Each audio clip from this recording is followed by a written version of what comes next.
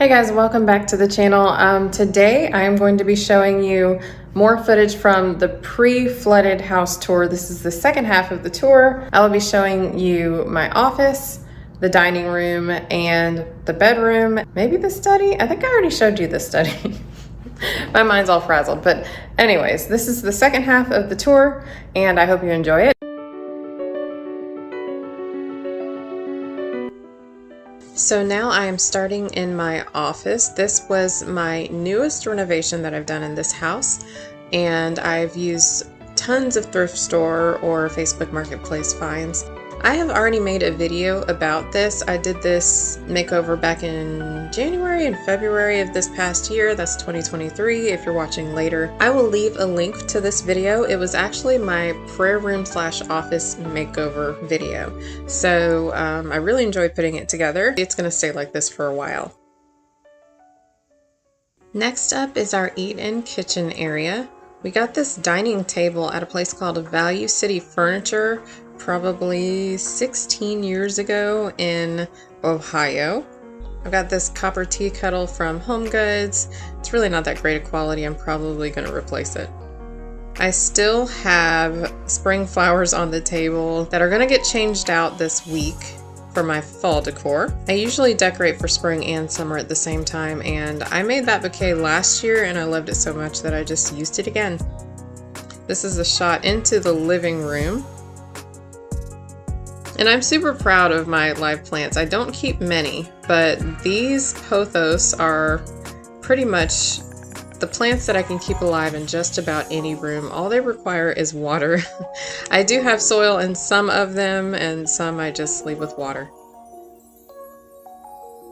This fabric is actually just taped to the back of the glass. I never actually permanently adhered it.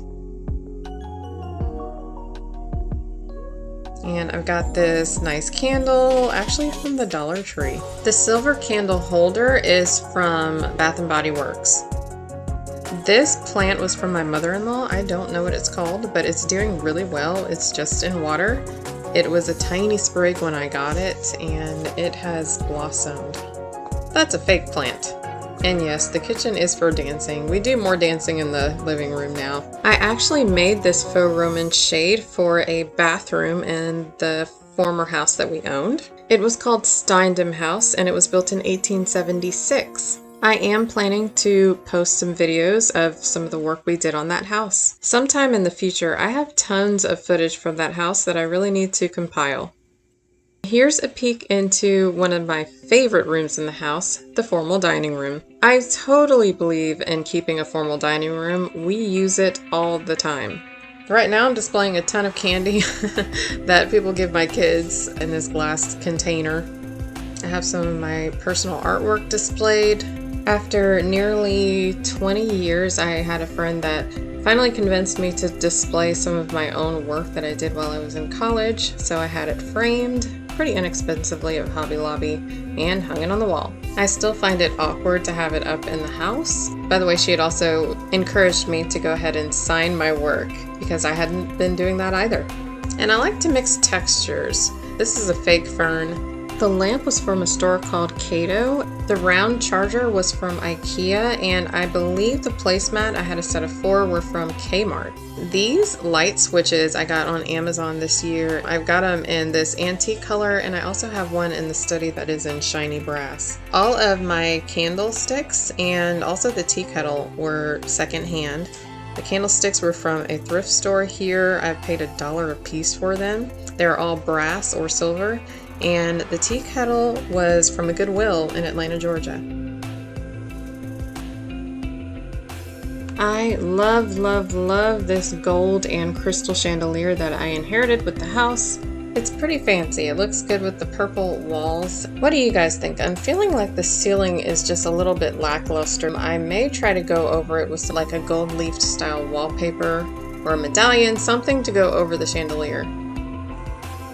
I usually keep these glass vases empty till the holidays, so you will see those change soon. I guess the big showstopper in the room is actually the wall behind the credenza Yes, I did paint that by hand. It was actually an accident.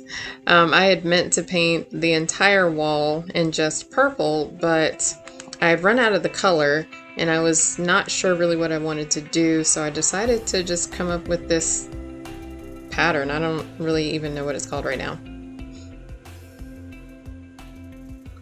This home goods find wraps up the dining room and adds a little bit of cultural flair. And lastly, it's the bedroom tour. Our bedroom set we actually bought before we got married, so it is almost 17 years old right now. One thing I don't love about the room is that we have this door that leads out into the courtyard. It's fine. It just, half of the door, the view is the chimney, and I just really don't appreciate the door there. Eventually, I would like to put our bathroom right here where this bedroom is, and actually behind the left wall put our bedroom. That's actually where the master bathroom is now. This is another painting I painted. I really hadn't found a place for it yet. The couple on the wall, I painted that at a party. It actually reminds me of my grandparents. My grandfather was very tall and he had a hat like that and he wore suspenders sometimes, and my grandmother was short and adorable, and I just picture them back in the 40s dancing that way. Let's talk about this bed for a minute. So these pillows are a hodgepodge. The copper colored pillows are not really pillows. They were actually a table runner that I bought. I bought 3 different sets. One I have on my husband's dresser. The other one I split into and made into 2 pillows for the bed. And the other one I have on my mirrored dresser. I was kind of broke back then, so I figured that was a really good way to save money and to have continuity. The comforter set that we have on the bed was actually from my mother-in-law. It's a king size. We have a very tall bed, so I found that queen size comforters just didn't fit the way I wanted it to. I like a lot of blankets. So it's really pretty. It's getting old. It's got a couple tears in it from the washing machine because I tried to wash it at home, but that's okay. And this is the view out. Well, used to be the view out into my living room. Now there is nothing on the walls and really no wall there. It's funny how some things just don't change about your style.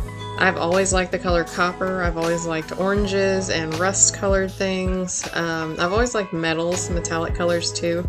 So our bedroom is really based on that. I've got the pewter in the bedspread. I've got the copper. I've got silver, I guess, rings around my bed. I've got silver knobs. I also really like English furniture. I like rich, dark colors, but I also like contrast. I feel like the dark furniture really grounds the room, and the copper is my secondary accent, and the third would be the teals that I've thrown in here and there. This jewelry tree was from my mother-in-law, and I like to display my earrings. I'm an out of sight, out of mind kind of person, so it really helps for me to see what I have. This method of displaying my jewelry also really helps me to keep my collection minimal. And before I forget, this perfume is the only real bottle of perfume I've ever actually owned. My husband and I took a cruise to Cozumel, and I found this one. It's called C by Giorgio Armani. And he bought it for me for Mother's Day, so I really appreciate it. And I think I might have a new obsession, so I better stay away from the perfume stores. I've only ever really had like the CVS samples or just gone to like Bath and Body Works and gotten body sprays. I've never really thought to get real perfume, but I definitely see the value in real perfumes now. This sign does not really match my decor, but I keep it right where I wake up because I really struggle with thinking about the past, and I struggle a lot with depression. It's the last thing I see before I go to bed, and it's the first thing I see in the morning. So this verse personally reminds me that there is the possibility of joy ahead. This jewelry cabinet is also from my mother-in-law. It houses a lot of jewelry that I actually don't even wear anymore, but it provides visual interest, so I keep it.